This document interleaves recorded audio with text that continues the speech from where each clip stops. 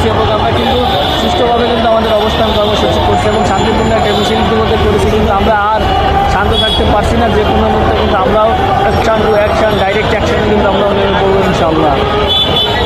Thank you বন্ধু আমার সহযোগিতাকে কিছু বলার জন্য। আসলে আমরা রাজপথে আসছি প্রতিবন্ধী বিদ্যালয়ের যুক্ত করার জন্য দাবিতে আসছি।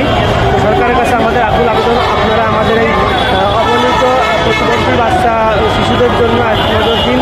আমরা যাতে এখান থেকে